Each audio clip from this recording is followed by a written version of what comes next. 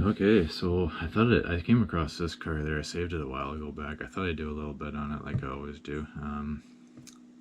So we got a 1981 Z-28 T-top. So $1,500.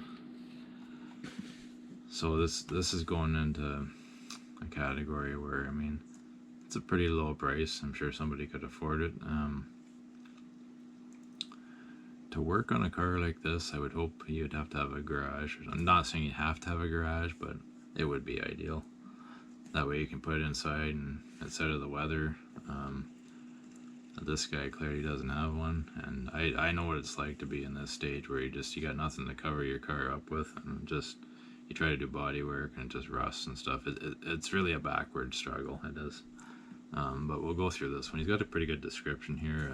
Just states the year 81, model, blah blah blah. Exterior, apparently it was originally a white car with red interior, so that's not bad actually. It's kind of a nice, I've seen cars or older Z28s painted that way, and it's pretty nice. I don't mind it. Yeah, so he states that he's looking to sell his 81 Camaro Z-28 T-top. Has some interior.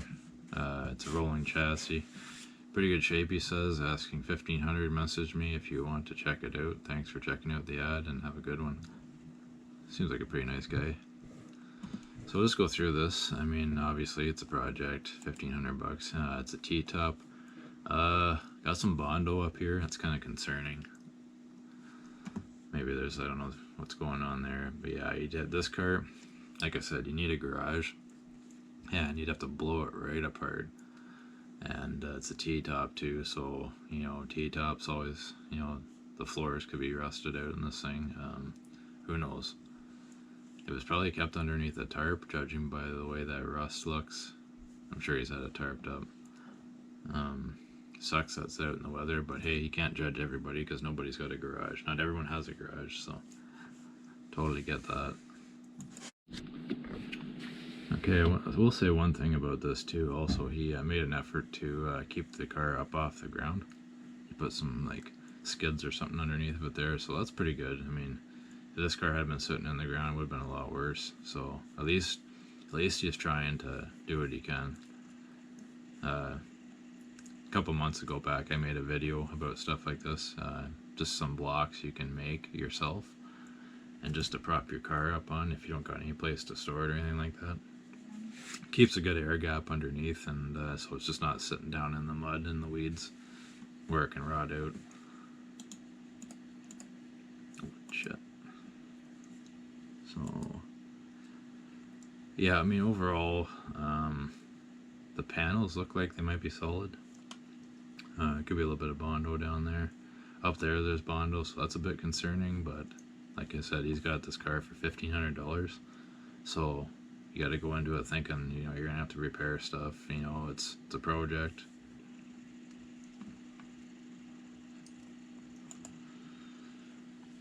Got a front end shot. Well, kind of another side shot there.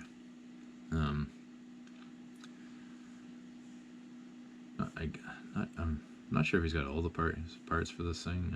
You probably, I mean, there's stuff you're gonna have to buy, right? So it would be a pretty decent car if it was all cleaned up and repainted. I mean, this point where you can just strip it right down to the shell.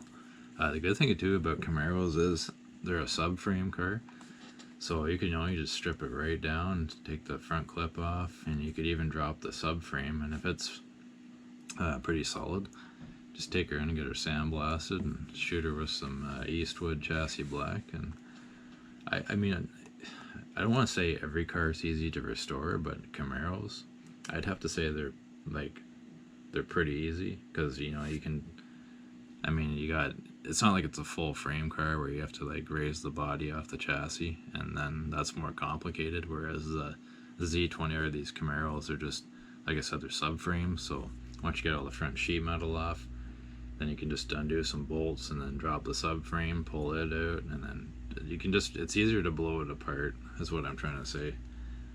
And then the rear end, obviously, you know, put the body on jacks and just drop your rear end out.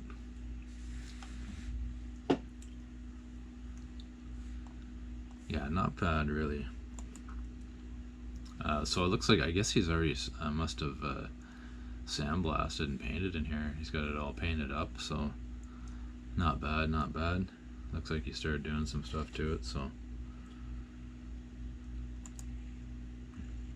pretty good shots. I mean, looks like he's got must have went underneath the firewall there too, painted all that. Like I said, he probably did the same thing, just dropped the front, the whole front subframe out and just sprayed her all.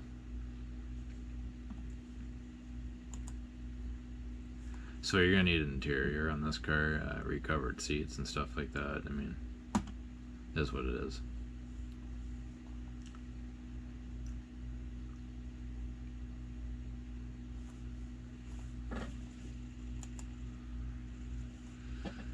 Ooh, rat's nest of wiring. Well, that's no but worries. I mean, you could always get a painless wiring kit for this thing.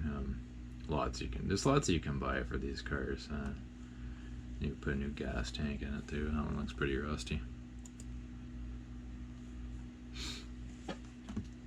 So yeah, I think that's pretty well it for photos for this thing. Overall, I mean, not really horrible. Looks pretty decent-ish. He's got lots of pictures. Was no in-trunk picture, or did he? Yeah, he had an in-trunk picture. That one right there. You can't really see inside, but yeah, overall not too bad. Like I said, it's $1,500, so you're going into this knowing that you're gonna spend a lot of money on this car. And also, this is the type of car too. You got to know what your skill set is, what your budget is, and all that jazz. I mean, like as we all know, you can easily spend 10 grand on paint, depending on where you live in the world and who you know. But yeah, then the other question is, does it need floor pans or anything like that? So. But yeah, like I said, $1,500, so you gotta go into it knowing it needs a lot of work.